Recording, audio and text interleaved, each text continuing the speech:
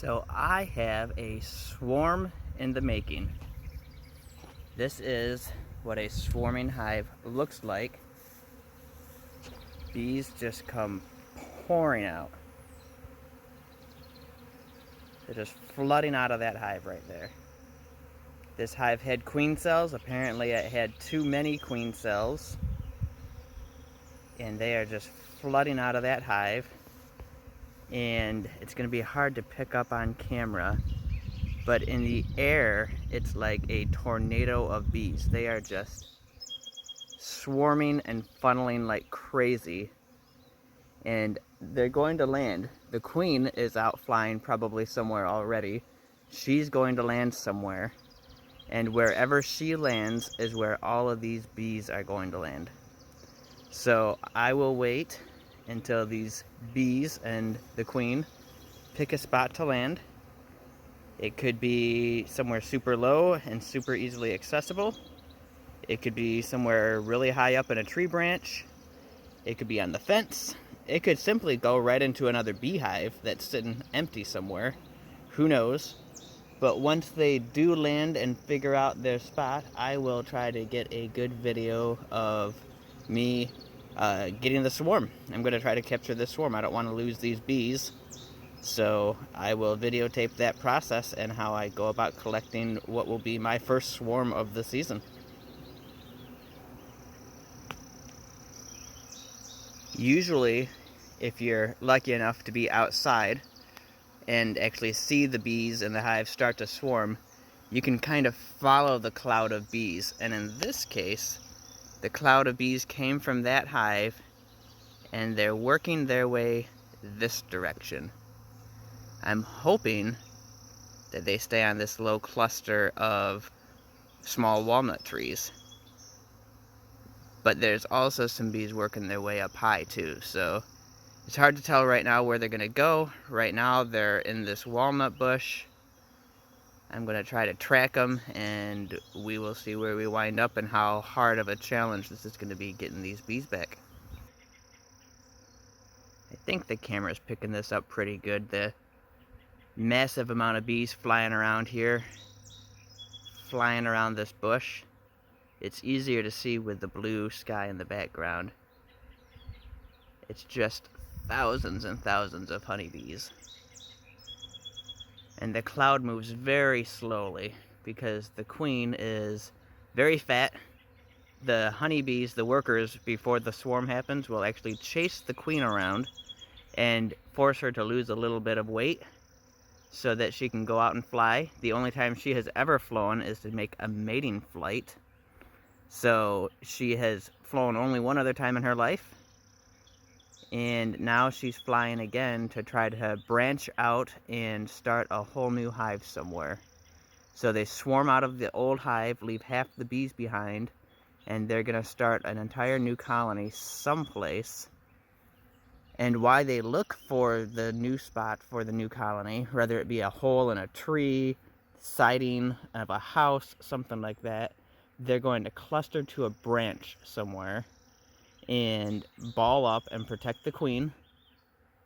And as soon as they find an acceptable spot to move to, the entire colony will take off in a cloud of bees and move all at once to this new home. So it's kind of interesting stuff to watch and actually be able to observe. So I'm going to cut out here and I will pick up as soon as these bees land someplace. Okay, moving on. The bees are now tracking from the great big walnut tree, and they've moved over to the smaller tree over here.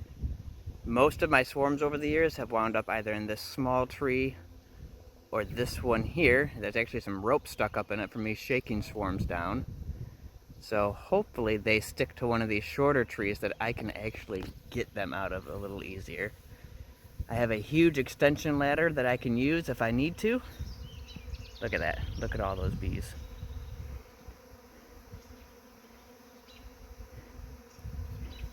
And when they're swarming, you can just walk right into them. I'm just standing right in the middle of them. I'm actually shirtless because it's sunny and warm and I'm working outside.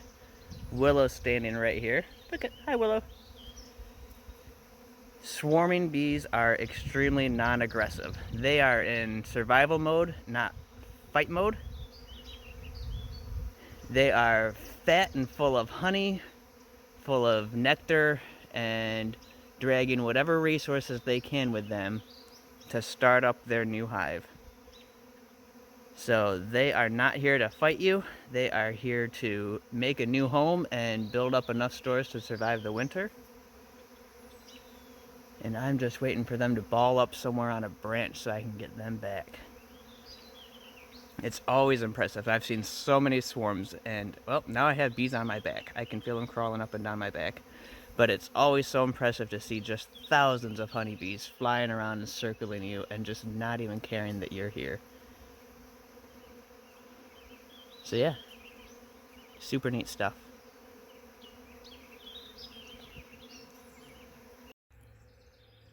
So there is my cluster of bees, my swarm. If I zoom out here, you can see it's up in that tree a good ways.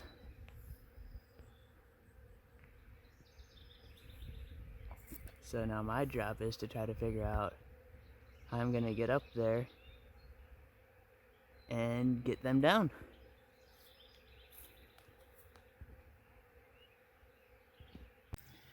Okay, so I am ready to get set up and go try to catch that swarm.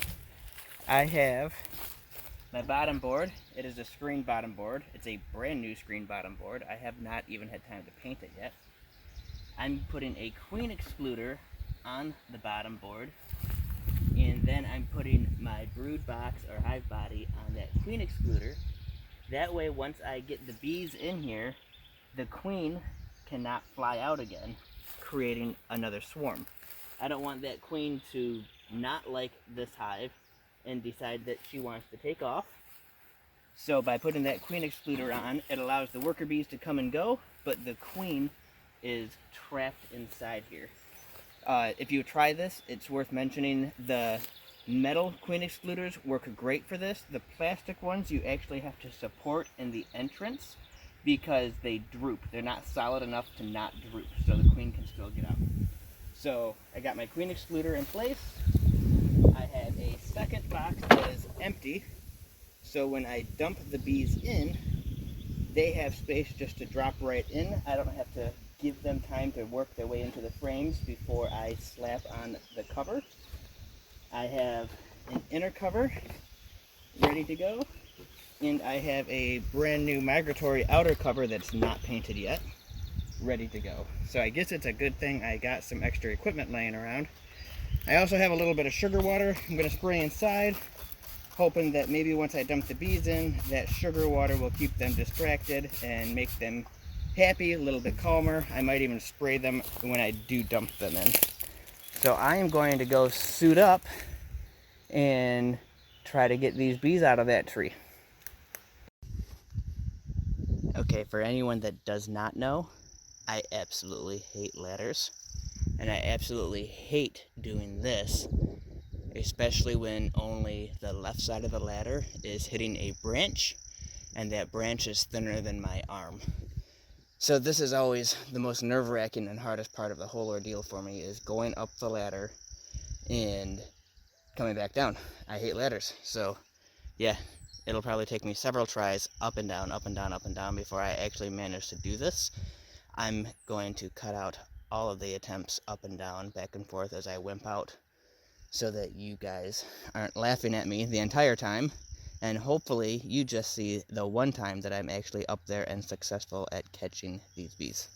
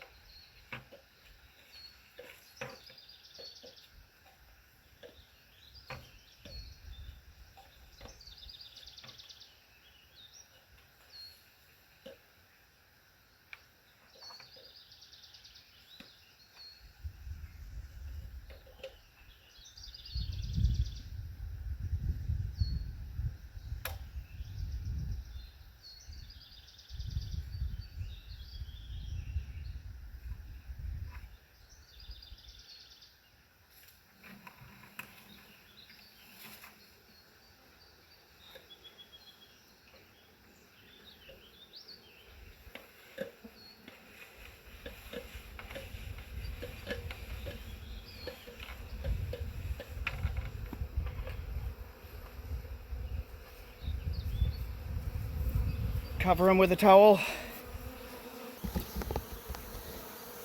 Okay, now you have to be fairly quick about this. The bees are putting off a ton of body heat, and you don't want them to cook inside your bucket if you're doing it this way. But I give the bucket a quick thump, get all the bees down in the bottom, dump them in really quick, and you can see they start to fly, so you gotta be quick and get your inner cover on, and then your lid.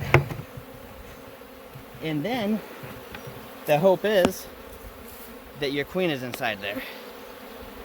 You'll know quick if she's not, because all of these bees are gonna leave and you won't have any bees left in there.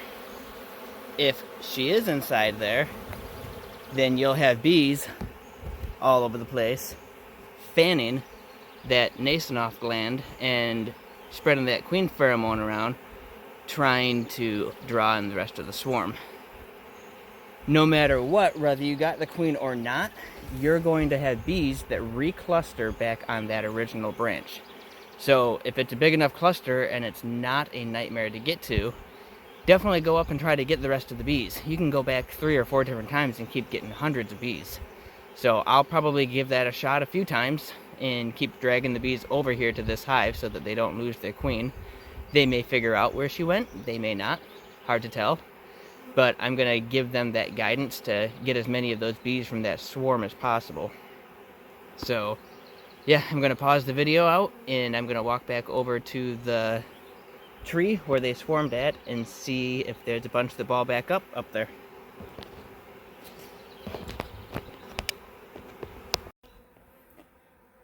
Okay, so I'm gonna try to take this lid off this time and show you this virgin queen.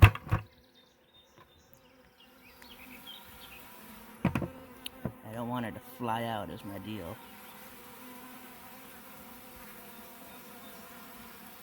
Let me see if I can spot her running around down in there. Ah, she's right there. She's walking up the wall right now. Now she's heading back down.